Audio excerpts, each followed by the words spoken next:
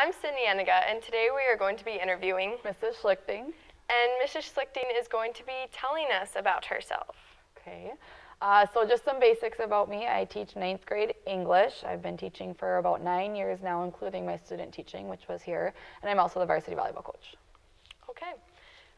Now, do you have any, children, pets? Yeah, do you want to know about all of them? Oh, we would love to hear about them.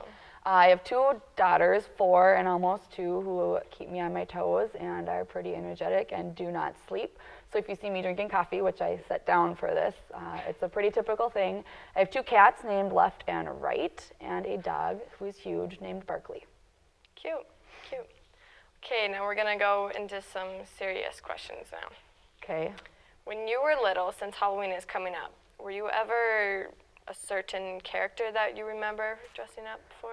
I think the one that stands out most was when I was Pippi Longstockings. Do you guys even know who Pippi Longstockings is? The braids? Yep, with the braids.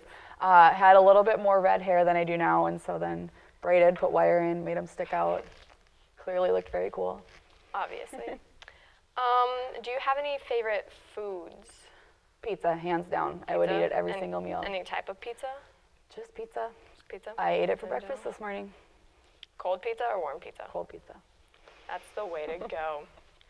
Okay, now describe your perfect day at school. Like, from the moment you wake up to the moment you go to bed, what would be your ideal day? Okay, the perfect day at school. I would not wake up until 6:15 when my alarm went off because my children would sleep in. I'd have time for a cup of coffee. I would actually get ready, maybe do my hair or something.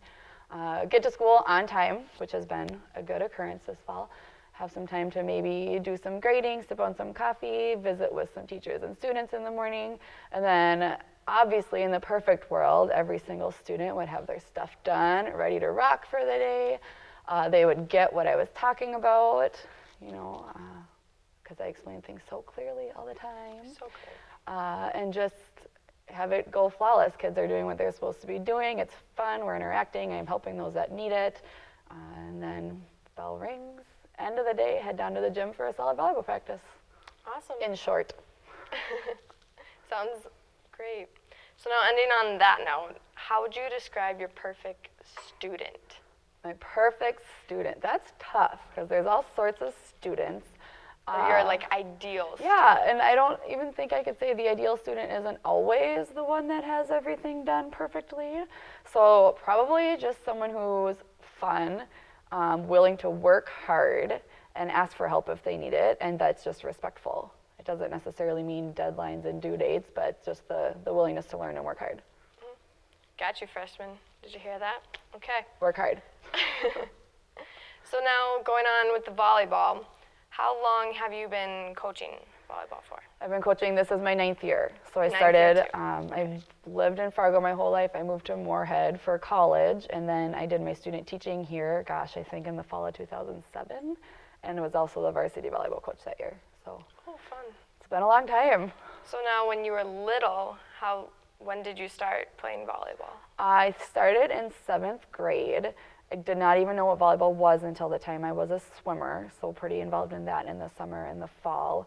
And there was a guy who coached volleyball and worked in the lunchroom, and he just grabbed me one day and said, volleyball tryouts are next week, you need to come. I was like, well, what's volleyball? Well, sure, I'll be there. And basically he just said there will be a spot for you on the team, you need to show up. Because I was tall. I was probably this tall in 7th grade, so it was a little bit awkward, but it worked. I'm thankful for him doing that every single day because I still love it. Yeah. Have you ever ditched school? You want me to be honest? Completely honest. I showed up late one day because I was already going to be late, so we went out for breakfast instead. I think it was a 2-hour late snow day, and my friend missed the exit to school, so we just went out for breakfast. But only that once, and I think I got it called in. So no, I was not a school ditcher. Don't be a school ditcher. Do you own any Crocs? Crocs? No, never. No. Mm-mm. So you've never gotten the question what are those? Nope. Have you ever heard that? Nope. Do your students do it ever? No. Never? Nope, just you. If you weren't an English teacher, what would you be doing? I wanted to be a veterinarian, but I'm kind of soft-hearted for animals, and I'm really terrible at science, so I looked at the curriculum and decided I needed to figure out something else. Would you say that you have a particular favorite word at all that you like to use?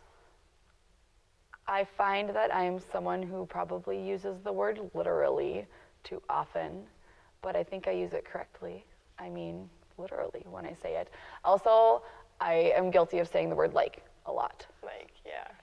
And stuff. doesn't? Like and stuff. I say quite frequently, which is ironic because I'm an English teacher that encourages people to speak specifically, but I myself am guilty of not doing that sometimes. If you didn't have your blonde hair or you disliked your blonde hair, is there any certain color that you would dye it? Do you want to hear something? That my hair has probably been every single color of the rainbow. Really? Yep, it doesn't look very great, but I was a swimmer, and so we always, for like state, would dye our hair. So my hair has been yellow, my hair has been bleach blonde, it's been pink and purple striped. It's been brown, which looks horrible. So I think I've settled in now that I'm older in the blonde hair color, but I've tested, I think it's been green, which didn't turn out very well, and almost black one time, which was awful. Do you have any tattoos? I do. You do. I have two. One is a cross, and then one is a heart with my kids' names in it. Cute. Yeah. So we're told that teachers don't have lives after school ends, like and outside of school. Is that true or is that false? It might depend on the teacher. I do not have a life very much outside of school during volleyball season. It's school, volleyball, home. But I like to think I have a life when it's not volleyball season. I like to hang out with friends. I like to get out and do stuff. It definitely isn't an every night thing, but I try to have a life. Yep. So I think it just depends on the teacher, probably. Yeah, probably does. Well, thank you for letting us interview you, and You're hopefully welcome. you guys got some interesting facts about Mrs. Schlichting. Hopefully not too interesting. And yeah, thanks for coming in. You're welcome. Thank you. Yeah.